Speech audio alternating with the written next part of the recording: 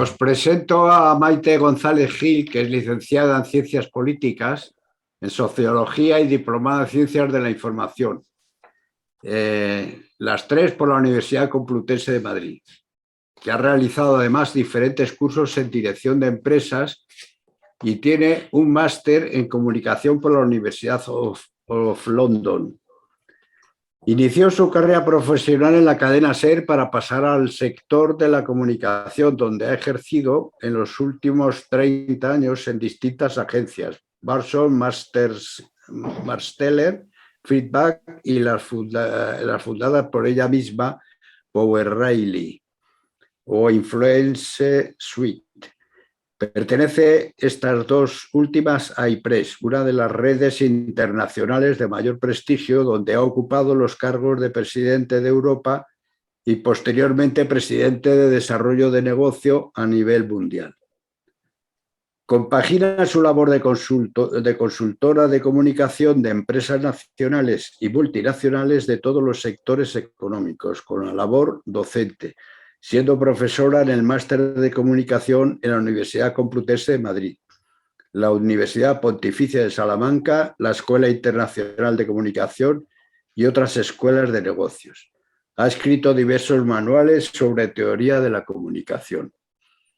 El hecho de que en este foro de economía hayamos invitado a Maite está en relación a que ella parece ser que sus trabajos dentro del área están dedicados a información económica, con lo cual, teniendo en cuenta que la información en economía es una condición sine qua non para que funcione, y teniendo en cuenta que prácticamente todas las teorías económicas se basan en que exista una información plena de todos los agentes económicos, pues por eso me pareció que era interesante que sepamos o que estemos, que nos dé esta charla y que estemos un poco al tanto de cómo funcionan los medios de comunicación con respecto a la economía.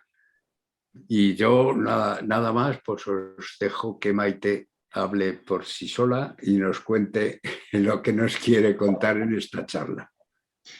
Pues muchas gracias, Miguel Ángel, y bueno, pues muchas gracias a todos por estar compartiendo este rato esta tarde conmigo. Y para mí es un honor el que me hayáis invitado y bueno, pues espero poderlos transmitir, bueno, pues unas cuantas ideas sobre lo que es el mundo del periodismo cuando lo estoy viviendo desde dentro, ¿no? Entonces, bueno, cuando estás en activo y estás viendo todo lo que pasa y bueno, pues cómo se mueve, ¿no?, todo este sector de la comunicación, pues yo creo que es interesante que lo conté, que lo pueda contar y que lo podáis conocer, porque no es lo mismo verlo como podéis ser espectadores de la televisión, oyentes de radio, lectores de prensa, así sabéis un poco más los intríngulis que hay detrás y el cómo se mueve, ¿no? Pues bueno, yo empezaría diciéndoos de alguna forma lo que es el derecho a la información, basándome en lo que es la Declaración Universal de los Derechos Humanos, en el artículo 19, que nos dice que toda persona tiene derecho a la libertad de opinión y de expresión. Esto incluye la libertad de sostener opiniones sin interferencia y de buscar, recibir y difundir informaciones e ideas por cualquier medio y sin consideración de fronteras. Esto, que puede ser, bueno, pues francamente bonito, yo diría que tiene pues muchas aristas, muchas dificultades para que esto se cumpla. Estamos ahí hablando, fijaros, de cualquier medio y sin consideración de fronteras.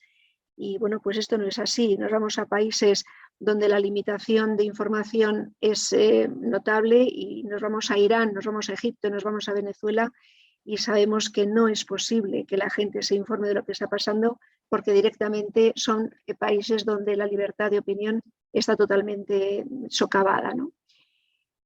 Vamos a ver algunos detalles, y es el derecho a la información y esa libertad de expresión, cómo se comporta, ¿no? Yo diría que, por hacer un poco énfasis en los principios, los medios de comunicación, cuando hablamos de ellos, hablamos de los tradicionales, como son la prensa, la televisión, la radio, pero también estamos hablando de la recién llegada, lo que llamamos la autopista de la información, que es Internet. Los medios de comunicación se han convertido en algo muy importante en nuestra sociedad, y ya es difícil imaginar una vida sin televisión, sin correos electrónicos, sin sitios web para compartir vídeos, sin ver las noticias online, sin compartir lo que pueden ser los portales o los blogs. Su función tradicional ha sido una ventana al mundo que sigue ampliándose, porque además han adquirido nuevas competencias, como son los foros de interacción y comunicación social. Hoy, además de ser un espacio para la información, es un espacio para el entretenimiento. Es un lugar donde se pueden comprar y vender bienes, donde se pueden contratar servicios y donde podemos buscar información de cualquier tipo e incluso, últimamente ya con las redes sociales, relacionarnos con otras personas. Y luego lo veremos un poco más en detalle. La existencia de los medios de comunicación son realmente esa ventana al mundo, ¿no? Y la existencia de esos medios está estrechamente ligada al derecho de la información y a la libertad de expresión, porque la información realmente es el oxígeno de una democracia. Si la gente no sabe lo que está sucediendo en su sociedad, si las acciones de quienes les representan o quienes les gobiernan son secretas, entonces no pueden participar en los asuntos de la vida cotidiana y no pueden participar en esa vida pública. Los medios de comunicación, los periódicos, las revistas, la radio, los informativos de televisión son las fuentes básicas por las que los ciudadanos pueden encontrar información. Y de ahí que sea fundamental que los medios de comunicación sean libres e independientes y pluralistas, basados en una libertad de información y de expresión, porque este es el derecho básico de cualquier democracia y es el papel que tienen, sobre todo fundamental, para que funcione el Estado de Derecho, porque les corresponde hacer de alguna manera como los guardianes de la democracia. Son esos observadores permanentes de las instituciones ante posibles abusos de poder. Tener acceso a la información es un derecho básico y eso nos parece, a nosotros que estamos en España y que disfrutamos de una buena democracia, nos parece que es algo básico. Pero hay países donde esto es mucho más complicado. Una prensa independiente que permite a los ciudadanos conocer en todo momento lo que sucede en su entorno para poder actuar en consecuencia es fundamental. Los medios de comunicación siempre han tenido una gran influencia en la sociedad, pero también hay que relativizar su poder, porque están condicionados por una serie de factores políticos y económicos que limitan su independencia, restringen sus funciones y los hacen también vulnerables. No creamos que los medios pueden hacerlo todo. Los gobiernos siempre han tratado de ejercer algún tipo de control sobre los medios de comunicación y el acceso a los medios de información. ¿Por qué? Pues porque intentan, lógicamente, influir en las masas y obtener su apoyo para impedir que lo haga la oposición.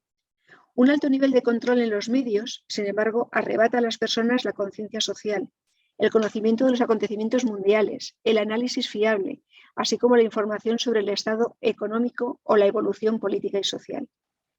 El control de los medios puede llevarse a cabo de muchas formas. Por ejemplo, limitando el tráfico de Internet.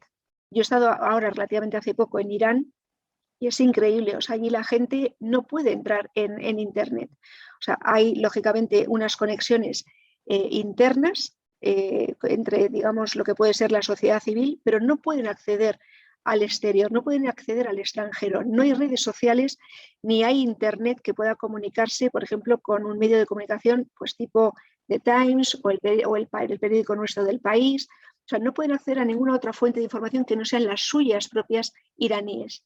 Fijaros esto lo que significa que tiene una información totalmente sesgada de lo que pasa en su país porque no hay contraste.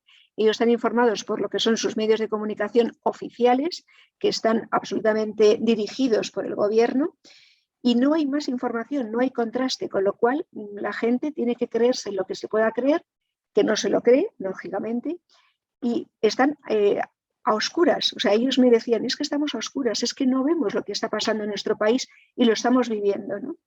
No sabemos por dónde opinar, no sabemos a quién tendríamos que votar si hubiera unas elecciones, porque no sabemos lo que pasa.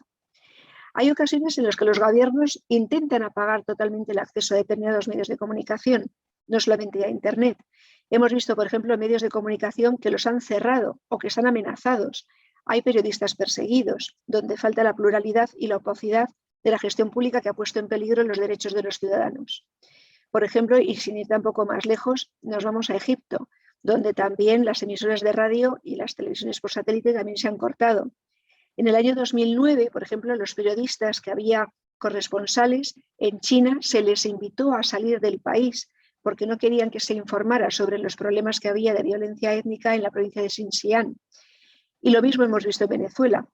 En Venezuela, todos aquellos periodistas que han sido críticos con la política de Nicolás Maduro, directamente o se les ha invitado a marcharse o directamente son medios que han cortado, se los han cerrado directamente uno tras otro. La UNESCO, por ejemplo, tiene datos de que en el año pasado, en el año 21, nada menos que 56 periodistas han sido asesinados en virtud de su labor política, no política, sino su virtud informante que a los políticos no les ha gustado. Y esto es muy grave. El control de los medios por parte de los gobiernos plantea inquietudes también en Europa. No nos creamos que porque somos europeos aquí estamos libres de todo este tipo de coacciones. Por ejemplo, en Hungría se ha promulgado en el año 2011 y sigue todavía en vigor una ley por la cual se faculta al gobierno a supervisar todos los medios de comunicación, a imponerles multas, suspender o cerrar medios de comunicación por motivos que están muy vagamente definidos y que realmente lo único que hacen es dejar la puerta abierta para que cualquier crítica que haya a la política gubernamental sea la razón más que suficiente para cerrar un medio o llevar a un periodista a la cárcel. Hay periodistas de distintos países europeos que igualmente han sido llevados a la cárcel simplemente por el hecho de haber teóricamente difamado a ciertos políticos y que, bueno, pues que según las leyes de su país les permite que efectivamente, si consideran que se les ha vulnerado el sentido del honor, y esto es simplemente cualquier crítica que se les haga, se les faculta para poder ser encarcelados. Y todo esto, pues lógicamente podéis imaginar que limita el derecho a la información y a la libertad de expresión. Por ello, cuando hablamos de los medios y vemos que tienen poder, dices, sí, tienen poder, pero tenemos que ser muy conscientes de que hay unos vínculos muy estrechos entre el periodismo, la política, la economía y la historia. Y esto ha sido así desde tiempo inmemorial. Pero estas relaciones que siempre han sido interesadas y con frecuencia la prensa se ha convertido en aliada de partidos políticos, precisamente para evitar ser sesgada o para evitar ser cortocircuitada, pues lo que hacen es que se alían con el poder y con algunos grupos económicos para que sean, digamos, mejor toleradas y mejor aceptadas pues simplemente lo que son sus empresas, porque al final no dejan de ser compañías que tienen que tener unas cifras de negocio, unos empleados a los que pagar su nómina y unos gastos que tienen que poder sacar adelante cada mes. Entonces, si se arriman al poder, bueno, pues lo tienen como más fácil. Lo cierto es que los medios de comunicación influyen en la toma de decisiones de los gobiernos, en la medida en que crean ambientes favorables o adversos en la opinión pública frente a los asuntos públicos. Inciden en el clima laboral mediante imágenes sobre quién son los buenos y quién son los malos. Abren grietas en la credibilidad y proveen a la sociedad de emociones frente a los asuntos de interés colectivo. En este contexto, los políticos y los gobiernos y los ciudadanos están condicionados en su toma de decisiones por lo que los medios proponen, por sus informaciones, sus tonos y los propios intereses que ellos tienen. Así, los medios de comunicación tradicionales, que se les ha llamado el cuarto poder, por analogía con los tres poderes tradicionales en una democracia, que son el legislativo, el ejecutivo y el judicial, se les ha concedido ese papel importante como actores dentro de lo que es la política y la economía en lo que puede ser una democracia. Su poder reside en su capacidad para influir.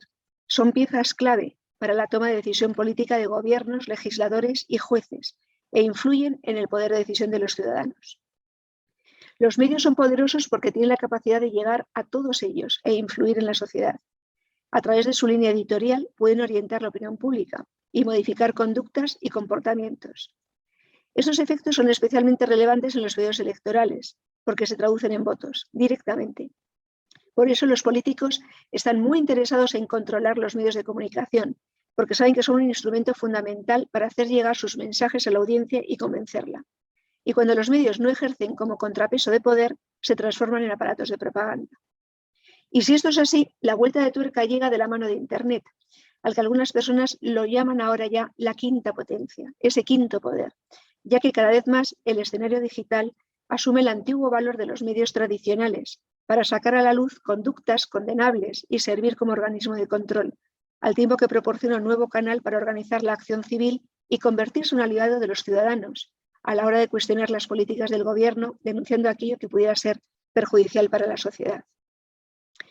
El creciente poder de los medios de comunicación, especialmente Internet, ahora en esta última etapa, ya en la ciudad, en la que es la sociedad contemporánea, nos puede servir para aumentar la conciencia y la participación, para mejorar el acceso a la información y también tiene peligros inherentes, porque poder, historia, política y periodismo siempre han ido, desgraciadamente, de la mano. Vamos a hacer, si os parece, un pequeño apunte histórico para ver cómo hemos llegado hasta aquí. Porque desde tiempos inmemoriales el ser humano siempre ha buscado comunicarse con sus semejantes y transmitir los datos que pudieran considerarse de importancia. La historia señala como el primer diario, en el sentido estricto de la palabra, el que Julio César hizo colocar en el Foro Romano y que se llamó Diurna Urbis Acta, en el siglo I a.C. Fijaros si ha llovido desde entonces. El que fuera entonces César reconoció el valor de la opinión pública y creó en el año 59 a.C. una especie como de hojas, unos papiros, donde se reunían diariamente noticias de los acontecimientos más importantes y se publicaban justamente ahí en el Foro Romano, no tanto con el propósito de informar, sino de promocionar las victorias que el ejército romano tenía pues más allá en el imperio y que iba ganando sus respectivas regiones, y así de esa forma elevar el prestigio del César y ganar el favor del pueblo. Fijaros ya qué listo era Julio César y cómo consiguió con este medio de comunicación, el primero en la historia de la humanidad, al final buscaba lo mismo que se consiguió hoy, informar, pero informar de una manera, digamos, vinculada a la persuasión, al convencimiento y de alguna manera a crear la loa a lo que es el líder, ¿no?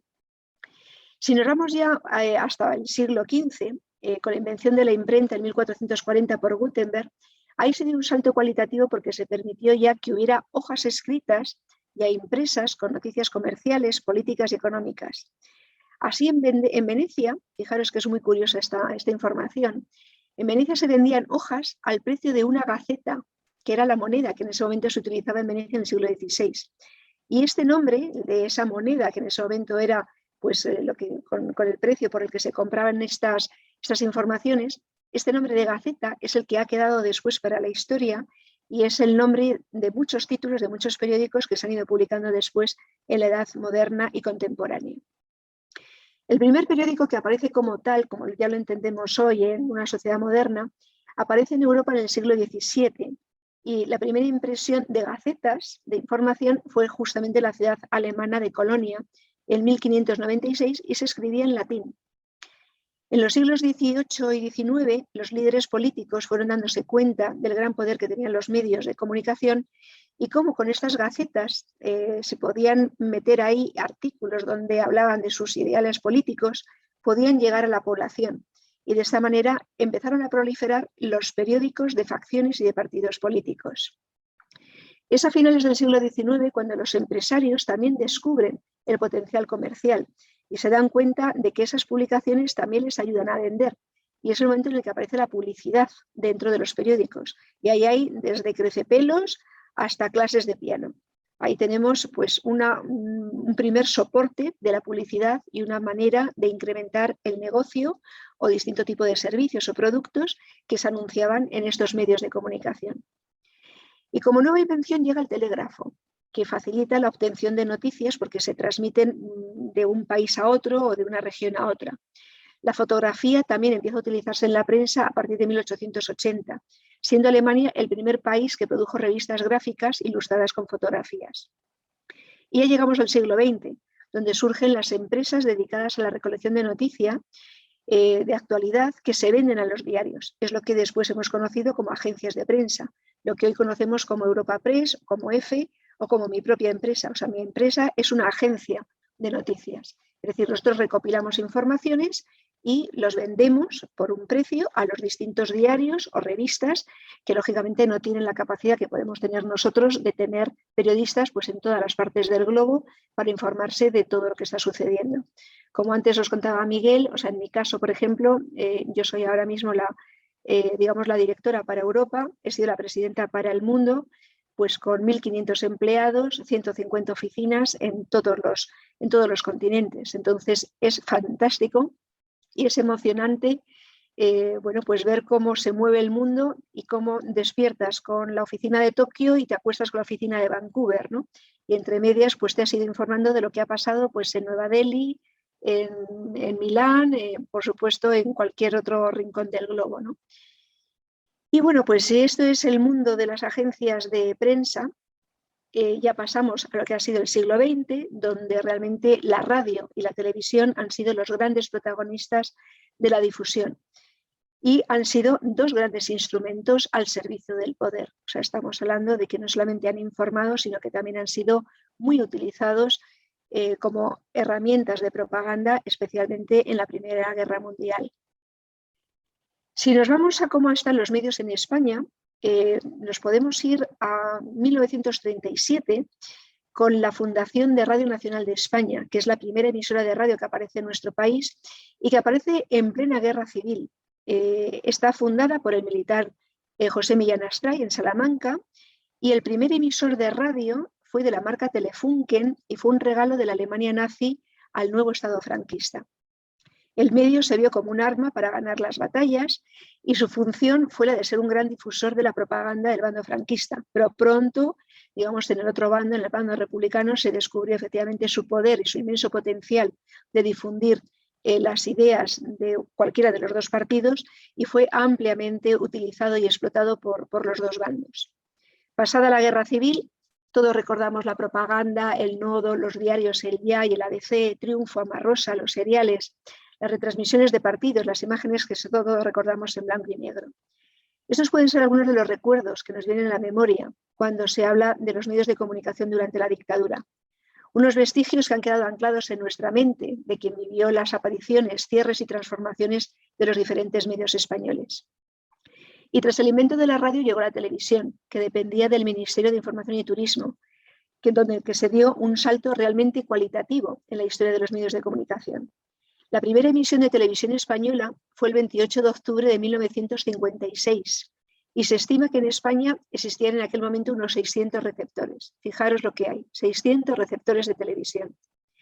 La creación de la segunda cadena llegó en 1965. Los aparatos de televisión se pagaban entonces a plazos y tras la carta de ajuste y la sintonía se abrían imágenes en blanco y negro. Yo creo que todos lo recordamos y es emocionante simplemente dar ese pequeño toque de historia, ¿no? Para ver lo que ha pasado en estos años y cómo hemos evolucionado y lo que ha cambiado nuestra sociedad de la información. Pues la televisión, a pesar de esos detalles de que estaba en blanco y negro, a pesar de lo limitada que era en su momento, siempre se hizo notar su poder de seducción. No solamente llegaba a la vez a miles de ciudadanos, miles que luego se convirtieron en cientos de miles y después en millones, sino que contaba con ese agregado de la imagen, algo que hasta ese momento había sido imposible.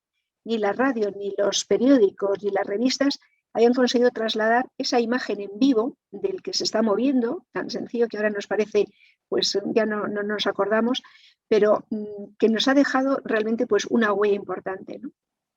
Todos recordamos programas que han hecho historia en nuestro país, concursos como el 1, 2, 3 o Cesta y Puntos, programas de entretenimiento como Esta noche es fiesta, divulgativos como El hombre y la tierra, series como Los Vengadores o El fugitivo, o en clave española Curro Jiménez o Verano azul, o programas de corte un poco más intelectual como La clave de José Luis Balbín.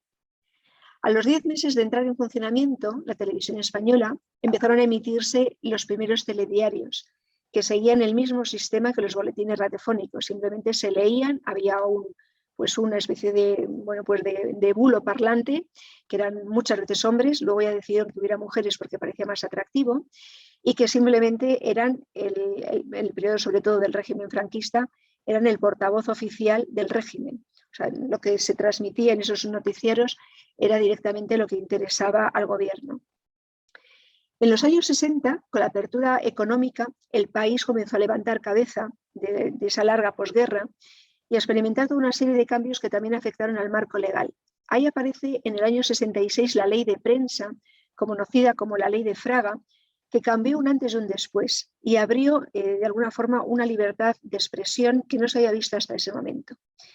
Esta ley permitió que la censura que había funcionado hasta ese momento ejercida por la Falange, pues que ya dejara de actuar y se pudiera de alguna forma ampliar el círculo informativo. Todavía no se permitían, por supuesto, críticas al gobierno, pero sí había, de una manera un poco más tibia, una ampliación de información que permitían que el ciudadano tuviera pues, una información más amplia, no solo de lo que pasaba en España, sino también en el extranjero. Y también algunos medios de comunicación se atrevieron, después de esta ley de Fraga, hacer algunas críticas algo veladas, siempre en clave de humor, por supuesto muy indirectas, muy sutiles. Y yo creo que si recordáis La Codorniz, era justamente este tipo de medio de comunicación, algo crítico, algo muy suave, muy sutil, porque digo que cualquier paso en falso les hubiera llevado a la cárcel, ¿no? Con la llegada de la democracia, pues el panorama de los medios da un cambio espectacular. Primero, hay un crecimiento explosivo de medios, hay cantidad de cabeceras de radio, sobre todo de medios de comunicación escritos, de periódicos y de revistas, que nacen bajo la idea de un periodismo de investigación. Es decir, de alguna manera lo que se busca no es ya ser el portavoz del gobierno, sino investigar las noticias o los acontecimientos de una manera propia, con periodistas que ejercen en esa primera labor de indagar y de buscar fuentes y de sacar conclusiones y de publicar lo que ven, siguiendo el modelo anglosajón.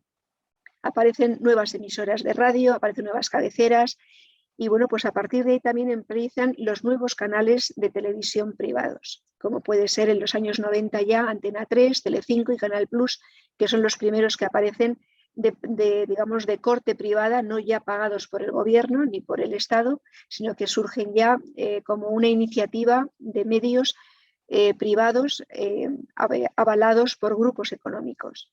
Entonces, bueno, todo esto hace que el panorama informativo se amplíe hasta lo que va siendo lo que hoy conocemos. Canales generales, temáticos, de alcance nacional, de alcance autonómico y que de alguna forma, bueno, pues que cada uno de los espectadores pueda tener efectivamente un medio hecho prácticamente a su medida. Nos encontramos con que ese cuarto poder, que decíamos antes que eran los medios de comunicación, empieza a soñar con ser el primero. Quiere de alguna forma abarcar más territorio. Y la pantalla chica ofrecía a los políticos que ejercían el poder o aspiraban a conquistarlo un contacto eficaz e inmediato con el pueblo. Pero eso sí, al mismo tiempo también les obligaba a guardar ciertas reglas. Primero, a modificar su agenda, a transformar su lenguaje, a cambiar su apariencia.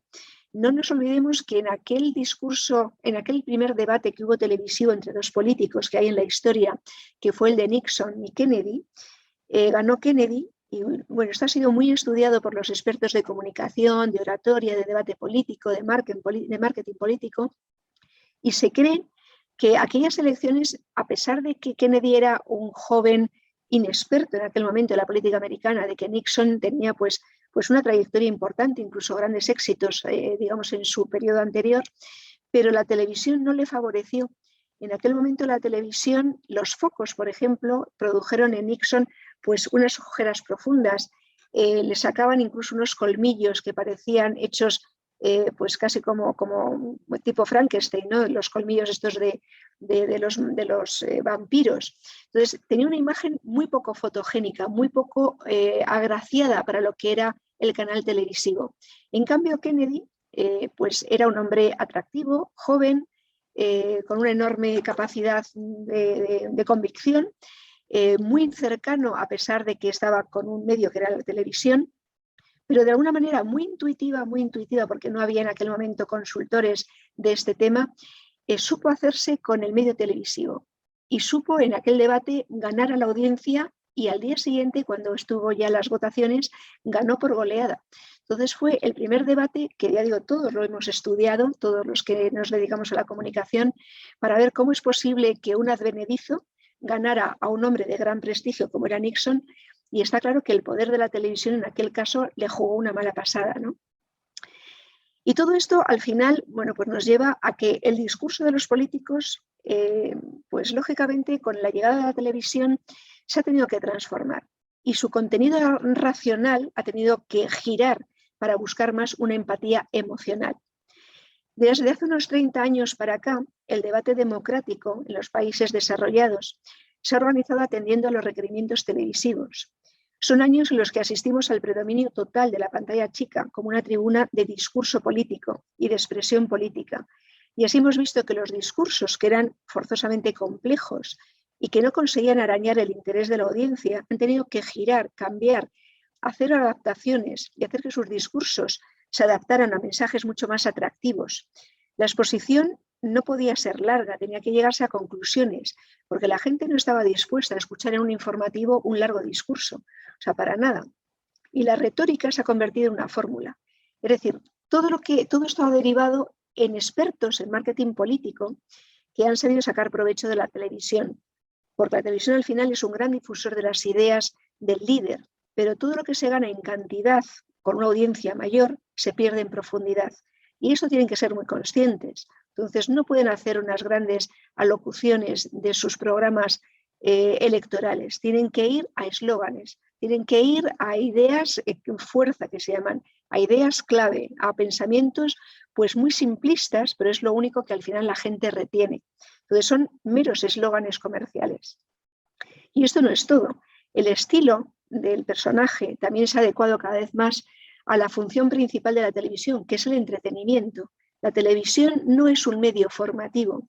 Si tú te quieres formar, lees libros. Si tú te quieres informar, seguramente te vas a ir a periódicos. Pero si lo que quieres es entretenerte, te vas a ir a la televisión. Y si esta es la clave, los políticos que quieren aparecer en este medio de comunicación, que vuelvo a decir es el mayor en cuanto a difusión, es el medio líder, pues tienen que saber entretener y tienen que ser capaces de escenificar y vender una idea política.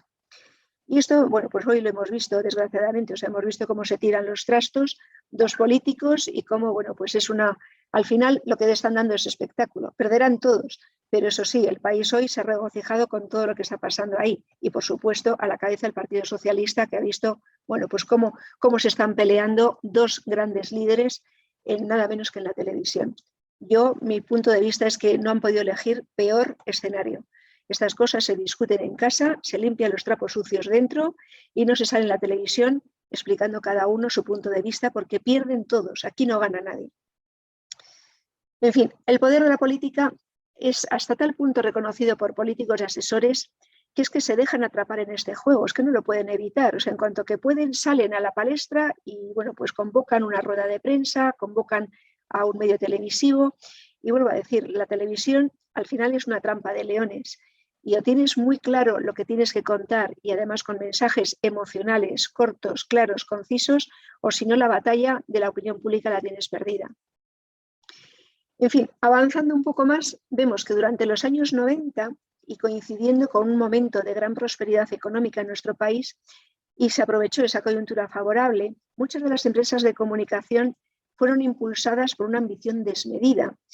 Ampliaron los negocios, vieron nuevas cabeceras, se metieron en grandes negocios que a veces ni siquiera estaban vinculados con lo que eran los medios de comunicación, que luego generarían grandes pérdidas y regulaciones de empleo drásticas.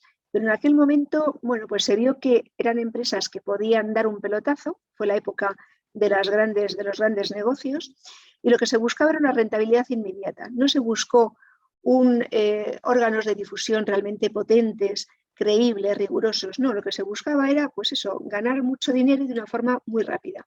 ¿Cómo se hacía eso? Pues a base de dar espectáculo, a base de sacrificar el interés informativo y sacrificar los contenidos. El objetivo de dar espectáculo, al final, ¿qué se buscaba? Tener audiencia. Cuanto más audiencia hubiera para un canal o para un programa determinado, más publicidad le entraba a ese programa. Y la publicidad es la gran fuente de inversión. O sea, todos los canales privados no hay que olvidarse que son empresas. Y esas empresas viven de dos negocios, viven de dos fuentes de ingresos. Una es la publicidad y la otra, cuando son medios digamos, de suscripción, pues de lo que paga el contribuyente a partir de esa compra. Cuando vosotros vais a comprar el periódico al kiosco, esa es una fuente de financiación y la otra es la publicidad que estáis viendo en ese periódico. En el caso de la televisión, en el caso de radio, solo la fuente de financiación son los anunciantes, los que pagan esa publicidad. ¿Y cómo se elige? Imaginaros que sois el director de una compañía, pues no lo sé, SEAT, o me da igual, o Zanussi, o Motorola. ¿Cómo elegís qué medio de comunicación es el idóneo para dar a conocer vuestros productos? Pues yo lo que busco son los medios masivos, los medios que tienen una audiencia mayor. Por eso, al final es un círculo vicioso, si os dais cuenta. Un medio lo que intenta es dar espectáculo significa más audiencia, audiencia significa mayores anunciantes y ingresos mayores por publicidad. Es decir, al final estamos sesgando el interés periodístico, el interés informativo, y lo estamos sacrificando por un oportunismo y estamos impulsando a estos medios de comunicación a generar ingresos a costa de la información rigurosa y creíble.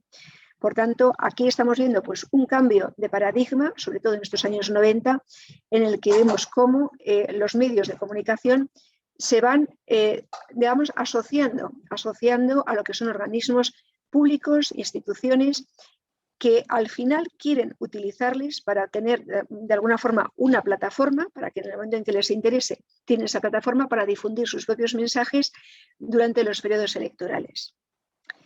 Son estos años 90 y hasta el año 2000, 2008, yo diría que un momento en el que aumentan hasta casi el infinito las cabeceras.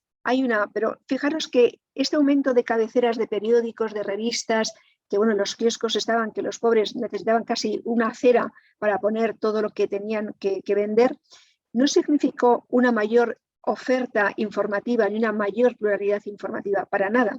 Al contrario, se reforzaron los mensajes dominantes, llegando a producir una saturación en la audiencia. Y al mismo tiempo se produjo una gran concentración en los medios, con la constitución de grandes grupos multimedia. De esta manera sí se favorecía la posibilidad de establecer consensos a gran escala y fijar líneas editoriales con una ideología concreta que involucrara a todos los ciudadanos. Y aquí estamos hablando de los grandes grupos, que luego veremos en detalle, pero tipo Prisa o tipo Godó o tipo pues las provincias, que lo que hicieron fue tener soportes de prensa, radio y televisión, es decir, la misma ideología política a la que estaban asociados, lo que buscó fue tener todas las posibilidades para llegar a los ciudadanos por cualquier vehículo y por cualquier medio. Todos estos grandes grupos mediáticos se hicieron con el control de la información en estos años 90 y de esta manera pudieron conseguir el dominio de la opinión pública, gracias a una estructura muy diversificada en ese formato multimedia, con capacidad para llegar con todos estos formatos a todas las audiencias. Pero no pudieron o no quisieron o no les facilitaron el hecho de ser compañías meramente españolas. Se metieron con grandes grupos multinacionales y ahí es donde perdieron la batalla de la información.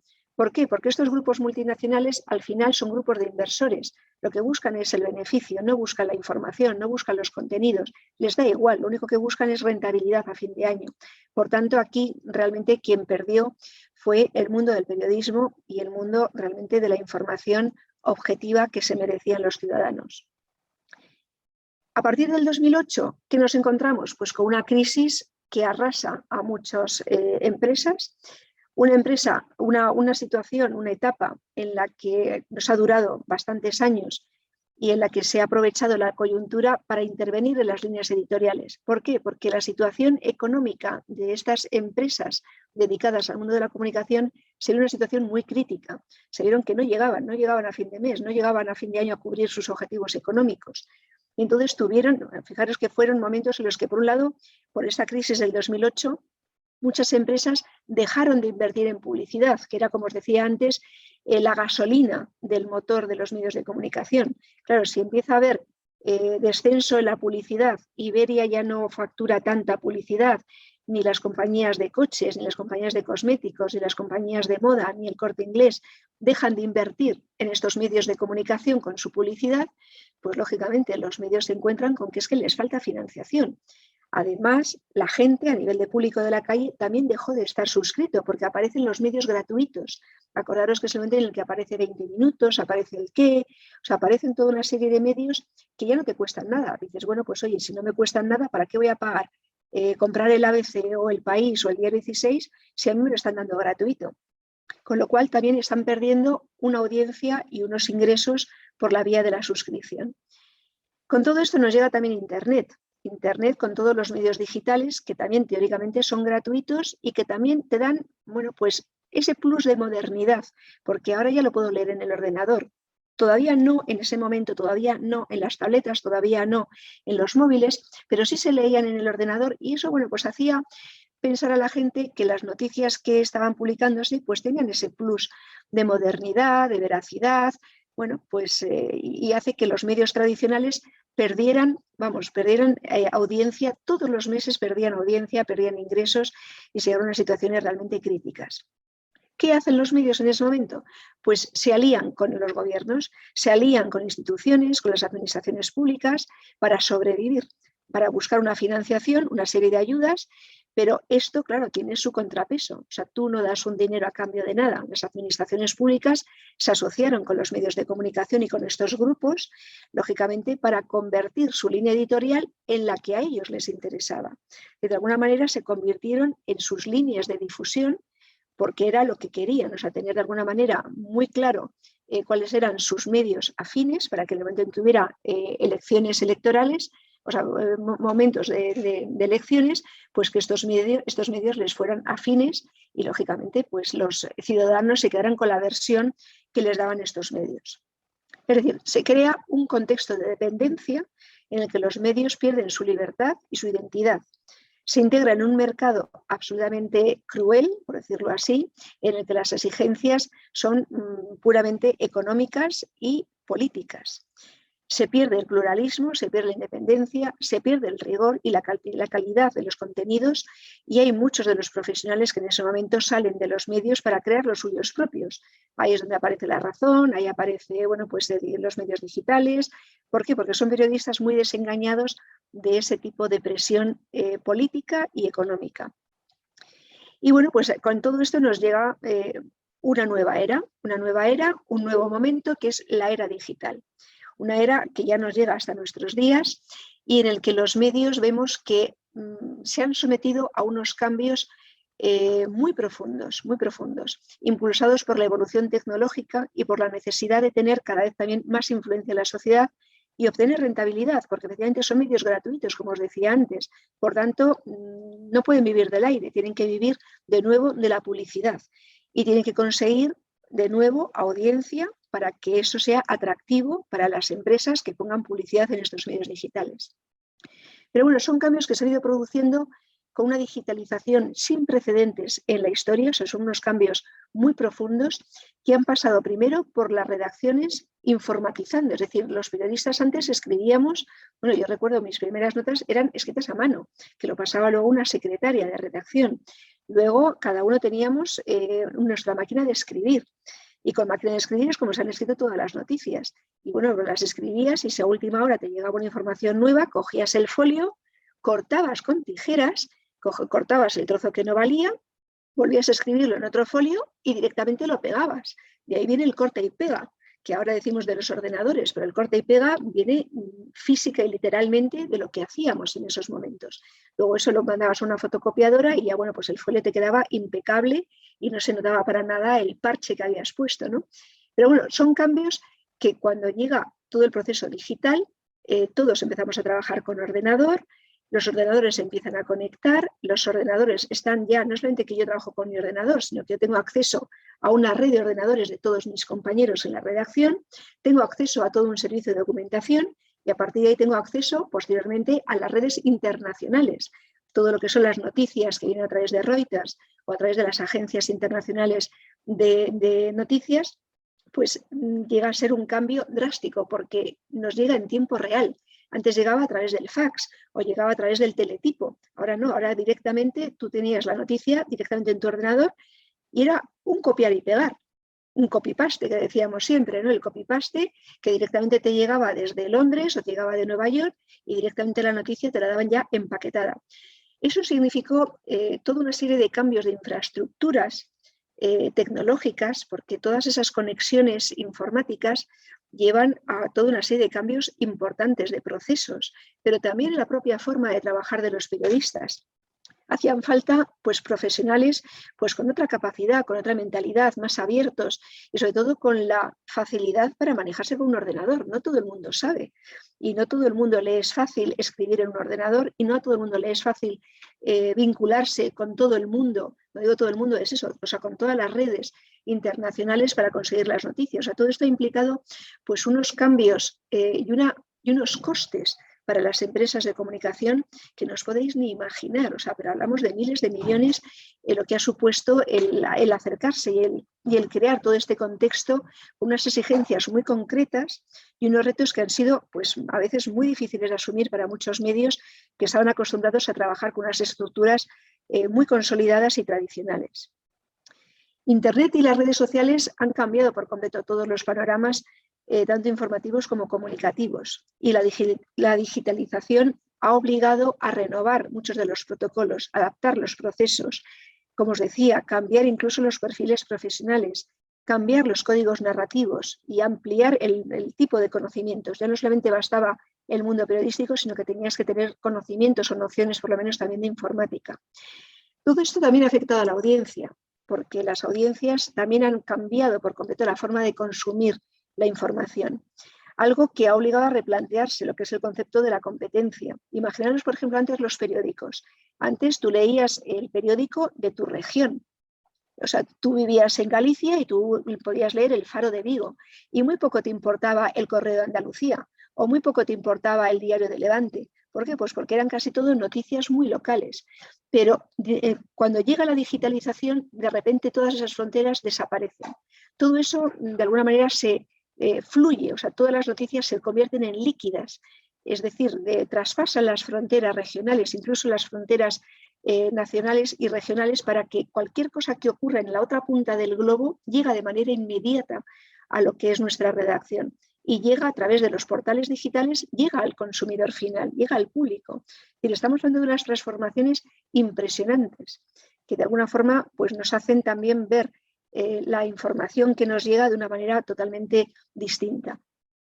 Pero esta informatización de las redacciones y la digitalización tiene luces y sombras, es decir, tiene como ventaja esa inmediatez, nos llega todo de una manera muy rápida, pero también los medios han optado por afrontar unos cambios estructurales que estos cambios exigían unos desembolsos económicos tan fuertes que no lo han podido evitar. O sea, muchas de las empresas de comunicación han comprometido su futuro, no han podido salir adelante y claro, las inversiones que han necesitado han sido enormes y sin embargo los ingresos después con todos los medios digitales que actúan de manera gratuita pues no se ha visto recompensado con ingresos por la vía de una mayor audiencia. Total, se han metido en mucho gasto, poco ingreso y eso ha significado que ha habido muchos medios que no han podido superar el cambio y ha sido una pena. Hemos asistido en estos últimos 20 años pues a cientos, pero a cientos de cabeceras de periódicos y emisoras de radio que no han podido soportarlo y que han desaparecido, ¿no? Pues yo os diría que también hasta que llegó Internet, la competencia de los medios estaba como muy claramente identificada, ¿no?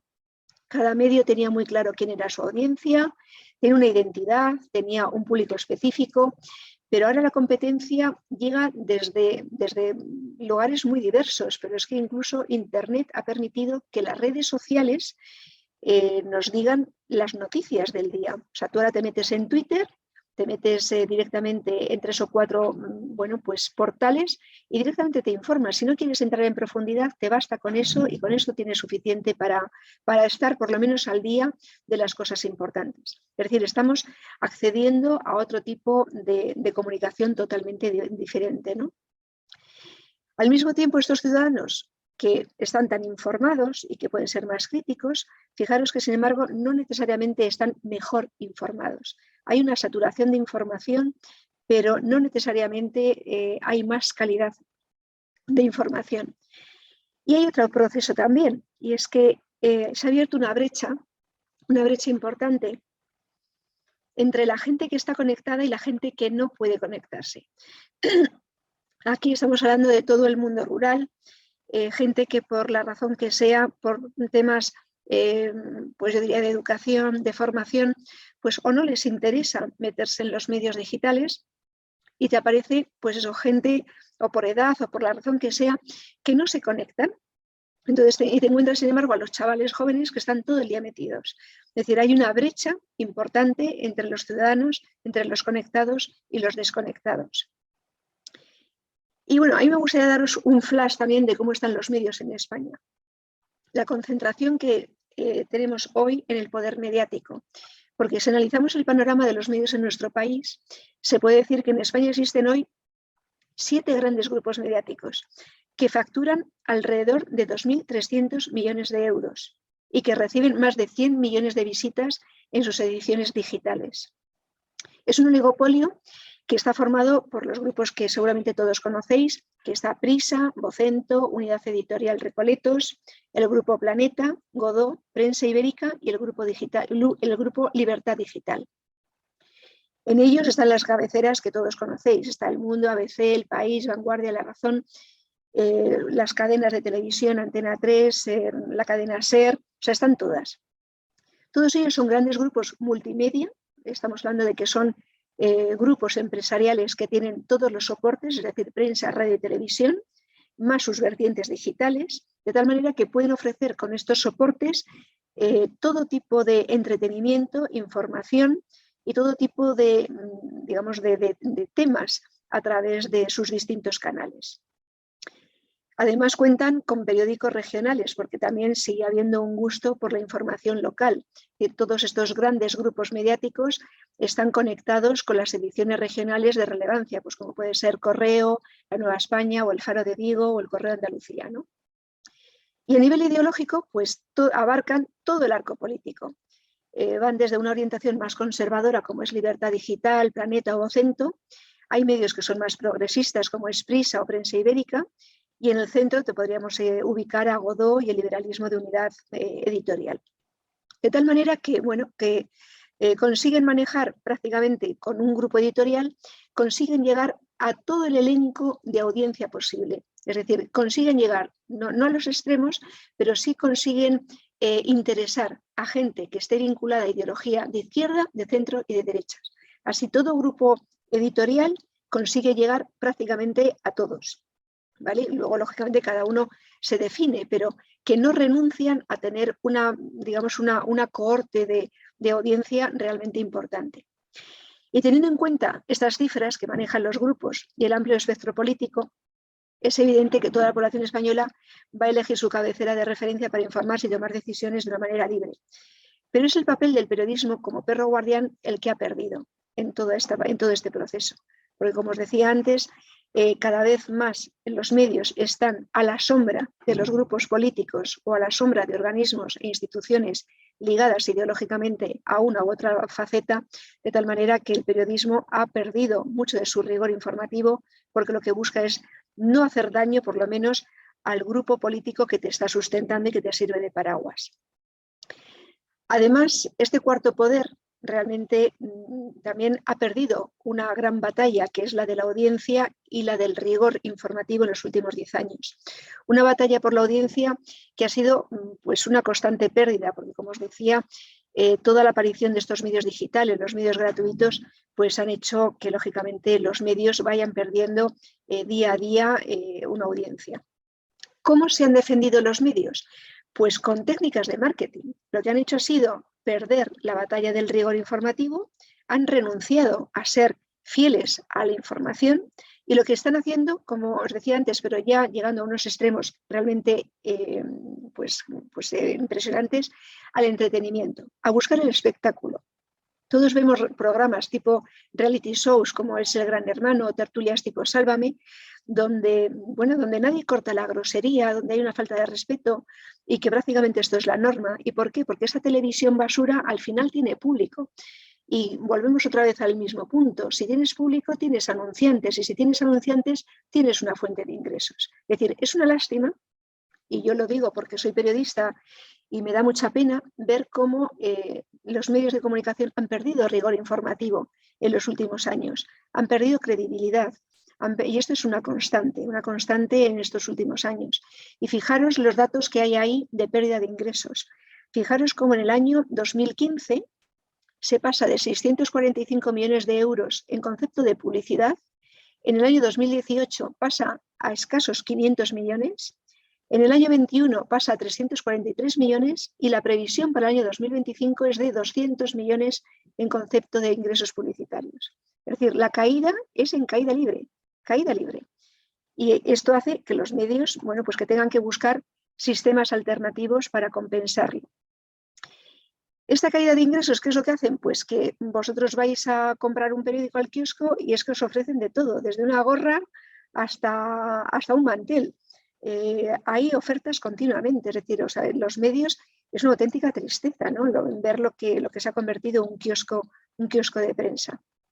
Fijaros en estos datos, a pesar de ello, a pesar de todo lo que estoy diciendo, fijaros estas cifras tan sumamente llamativas, a grosso modo, pero estas son cifras que nos da el Estudio General de Audiencia, el Estudio General de Medios, que estos son unos tracking que hacen todos los meses para ver lo que se oye, se escucha y se compra a nivel de medios escritos. Y fijaros estos datos. Si sumamos la audiencia diaria de personas que compran diarios, suplementos o revistas, estamos hablando de 16,7 millones de personas. Es tremendo, estamos hablando de una población en España que ronda los 47 millones, ¿vale? Pues fijaros, 16,7 millones leen algún tipo de medio escrito diariamente. La radio la escuchan 22,3 millones. La televisión la ven 34 millones. Y superado todo ello por las personas que están conectadas a Internet diariamente, que son 34,5 millones. Es decir, estamos hablando del poder de los medios que al final, a pesar de todo lo que os estoy diciendo, de pérdida de credibilidad, pérdida de rigor, siguen teniendo pues, unas audiencias realmente impresionantes. Todo lo que ha supuesto la tecnología en los medios de comunicación y todo este rápido desarrollo de las telecomunicaciones han cambiado la naturaleza de los medios, como os comentaba, ¿no? La cobertura en vivo se ha convertido en algo normal. Antes se veían solamente los partidos de fútbol. Hoy somos capaces de ver una guerra en directo. O sea, directamente lo que está pasando en la otra esquina del globo nos llega exactamente al mismo segundo que está sucediendo. Y esto es un cambio importante de paradigma, ¿no? En lo que supone la forma de funcionar de los medios. Y estos medios tradicionales, los que antes transmitían en una sola dirección, también han sufrido un cambio con las nuevas tecnologías. Y es que ahora las personas que reciben la información pueden responder. Todos vemos, antes si tú no estabas de acuerdo con algo, escribías una carta al director, pero era algo terriblemente difuso, era cansado, bueno, siempre había cartas al director, pero era algo realmente, bueno, pues muy tedioso. Hoy no, hoy tienes una noticia, la estás viendo en internet, directamente la publicas en tus redes sociales y directamente con tu comentario. Y eso va rulando, va funcionando en todo lo que son tus contactos personales y a partir de tus contactos llegan a otros contactos y así se amplía la madeja de las redes sociales. Es decir, esa reciprocidad, esa opinión inmediata que genera cualquier tipo de información que aparece en los medios es uno de los grandes cambios a los que también hemos asistido. Y luego hay otra cosa que también es interesante de ver, y es que antes el periodismo lo hacíamos los profesionales, los que estudiábamos una carrera y bueno, pues nos gustaba contar lo que veíamos, lo escribíamos o lo contábamos en televisión o en radio. Pero es que ahora cualquier persona se ha convertido en periodista. Cualquier persona con un teléfono móvil directamente graba lo que está pasando, directamente hace un audio. Todos estamos viendo noticias pues, de acontecimientos, supongo que lo habéis visto estos días atrás, pues desde cómo apalean a una persona en la calle, hasta bueno, los detalles de la tormenta que ha habido ahora en Brasil y cómo se ha llevado por delante pues, a montones de personas en la caída de una colina, ¿no? Y eso está grabado directamente por una persona que estaba enfrente. Es decir, estamos siendo ahora mismo, bueno, pues nos hemos convertido todos en periodistas ciudadanos y esto tiene una enorme ventaja y es que efectivamente son muchos millones de ojos los que están en todos los puntos del planeta informando y contando lo que ven. Pero eso también genera un problema y es los fake news, las noticias falsas. Es decir, nadie pone control. En un periódico, yo recuerdo que cuando escribía alguna noticia y no estaba bien escrita, o no estaba bien documentada o había algún error, el jefe de redacción a mí me daba un cachete. Me daba un cachete y me decía, o sea, esto no lo publiques, o sea, esto no se puede ir adelante, o sea, esto no puede llegar a la imprenta. Pero hoy no hay nadie que corrija, no hay nadie que supervise, nadie controla que lo que se publica sea veraz. Yo no digo que tenga más o menos un sesgo, sino simplemente que sea veraz. Entonces tenemos que tener mucho cuidado cuando todo este tipo de noticias, pues lógicamente nos pueden ensombrecer el panorama social. Hay un uso y un abuso en estos medios digitales. Y esto nos lleva también a ver que los medios, como hemos visto antes, tienen una audiencia hoy por hoy la mayor de todos los soportes, con esos 35 millones de personas que diariamente se conectan a algún medio de comunicación o diariamente se informan a través de Internet. Y es que estamos viendo con estos datos, fijaros, se ha hecho un estudio sobre cuántas horas al día pasamos en Internet. Y aquí tenemos desde los filipinos, que se llevan la palma, que conectan diariamente 11 horas, fijaros lo que es 11 horas estar conectados a Internet, y tenemos en el extremo opuesto a Japón, con 4 horas y media escasas. Los españoles pues estamos en una, yo diría, correcta línea media, que no deja de ser mucho, que son 6 horas y 11 minutos al día, y estamos por debajo de la media, que estamos hablando de 6,54, casi 7 horas al día conectados a Internet. Estamos hablando de un cambio en nuestra forma de vivir, en nuestra forma de informarnos, en nuestra forma de interpretar la realidad, que nada tiene que ver con lo que éramos nosotros cuando éramos jóvenes. Entonces, esto está llevando a cambios muy significativos en toda la forma de entender el mundo. Y si para nosotros esto es un cambio, lo que está pasando es con los jóvenes. Los jóvenes realmente ya se han encontrado con todo ello prácticamente desde que nacen. Estamos hablando de una generación a la que hemos llamado nativos digitales. Chicos y chicas que prácticamente han aprendido a navegar en Internet casi antes que andar o que hablar, y casi diría que esto no es una exageración. ¿Por qué? Porque los medios han encontrado en los jóvenes justamente este tipo de, digamos, se han encontrado dos fuerzas. Los chavales que les encanta todo lo que hay de nuevo y estos medios que están hechos prácticamente para ellos, ¿no? Y estamos hablando de que se ha asumido incluso que las estructuras cerebrales de los chicos de hoy son diferentes a las de las generaciones de sus padres o de sus abuelos, ¿no? Pero lo que sí está claro es que hay una brecha digital, como decía, entre cómo actúan los jóvenes y cómo entienden la vida y el mundo a través de las redes sociales, a través de esta información que llega a través de Internet, y cómo lo hemos entendido nosotros, sus padres o sus abuelos, cómo lo hemos entendido y cómo hemos interpretado la realidad, ¿no? A través de otros medios más tradicionales. Hoy por hoy los jóvenes tienden a pasarse el día entero con el móvil, y a partir del móvil es que hacen de todo. Juegan online, chatean, se informan, escuchan música, envían fotos, se relacionan con otras personas, o sea, lo hacen todo con los móviles. Nosotros, yo me imagino que a vosotros os pasará también que hay que darles de vez en cuando, pues eso, un cachete para que se espabilen y que se hunde para que estén con dos dedos de frente haciendo lo que tienen que hacer, ¿no? Pero bueno, es una batalla absolutamente perdida porque todo lo que son estos dispositivos tecnológicos están hechos cada vez más, ya digo, a la medida de las peticiones y de los gustos de los jóvenes, y es una pareja virtual perfecta. Jóvenes y dispositivos están hechos los unos para los otros, ¿no? ¿Qué consecuencias tiene? Pues muchas. A ver, algunas son buenas y otras no tan buenas. Buenas en el sentido de que efectivamente los chavales han podido acceder a un mundo de información y a un mundo de contactos que para nosotros ha sido inviable. O sea, ver cómo nuestros hijos o nuestros nietos se relacionan con personas de todo el mundo, y esto es literal, de todo el mundo, que pueden tener amigos en Australia, amigos en Canadá, amigos en Nigeria, y que pueden chatear con ellos y bueno, compartir pues ideas, emociones, pues eso realmente es fabuloso, ¿no? Pero también hay una parte, digamos, oscura, ¿no? Y es que este exceso de tiempo que le dedican a las redes sociales y a estar en Internet, pues va lógicamente en detrimento de todo lo demás, en detrimento del deporte, en detrimento del estudio, en detrimento de las propias relaciones sociales físicas, el cara a cara.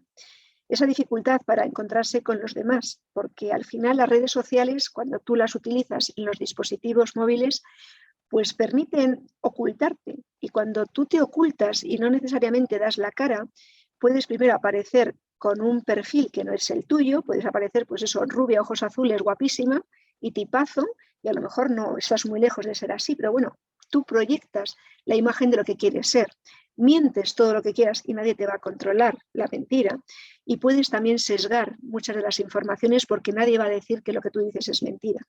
De alguna forma estamos abriendo toda una puerta a realidades ficticias, que esto para nada favorecen los valores de los jóvenes, ¿no? También vemos que esto implica a veces pues el bullying, el acoso, que lo hemos visto también entre la gente joven, las acusaciones con todo tipo de falta de, bueno, pues de veracidad. ¿Por qué? Porque antes en el colegio tú podías meterte con un compañero, pero ahí estaba el profesor que te regañaba, o incluso los otros compañeros que defendían al que se supuestamente estabas acusando en falso, ¿no? Pero hoy no, hoy, bueno, la mayoría de los chavales cuando son acusados por alguien es que nadie les defiende. Y en ese acoso virtual y en ese bullying que estamos viendo todos en los colegios, pues podemos generar realmente problemas psicológicos muy graves que nos llevan pues a problemas de autoestima, a problemas de adicción, porque claro, ahora los chavales parece que si no les das los likes y que parece que todo el mundo es su amigo, porque tiene muchos amigos en internet, parece que no es nadie. Y esos amigos no son nadie, esos amigos son simplemente nombres que incluso la mayoría de las veces son hasta falsos, porque tienen pues su avatar, que el avatar, como sabéis, es el nombre ficticio con el que tú apareces en las redes sociales, pero bueno, les encanta tener muchos likes, muchos aplausos, muchos amigos, y cuando no los tienes o cuando te cortan en una red social, pues los chicos se frustran y empiezan a generar conductas realmente depresivas y tristes de autoestima, ¿no? Pero bueno, es un tipo de... yo creo que los mayores tenemos pues no sé, uno de nuestros deberes es educar a los jóvenes para que sean mucho más conscientes de cómo deben de utilizar las redes sociales, que tiene ventajas, pero que tiene también muchos peligros, y sobre todo ayudarles a diferenciar la información veraz de la que no lo es, para evitar que sean vulnerables a la publicidad, para evitar que haya acoso, para evitar que incluso utilicen sus perfiles digamos, pues para hacer otras cosas, ¿no? Y que, bueno, pues que haya pues, conflictos e incluso delitos en las redes sociales, ¿no?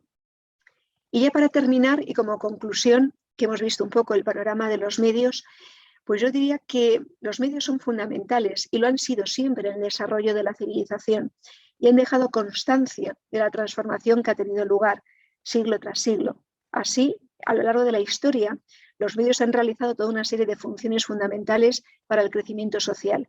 Y en primer lugar está el definir los márgenes culturales del grupo. Es decir, los medios han servido para informar y para difundir la cultura que define un grupo social.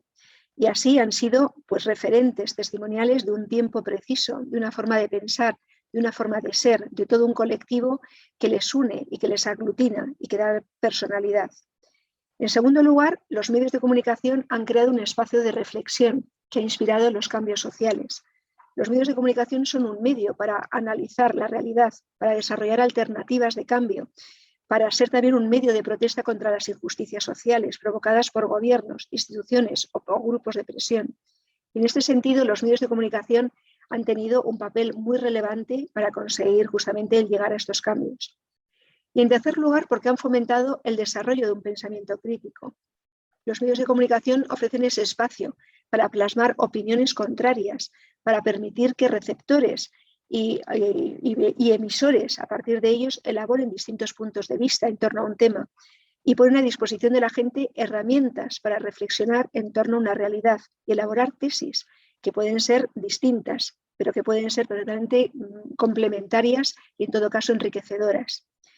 Y son estos los medios de comunicación y también los recién llegados, los nuevos, esenciales para acceder a la información que es necesaria para que determinemos todos y cada uno de nosotros nuestras acciones dentro de la sociedad.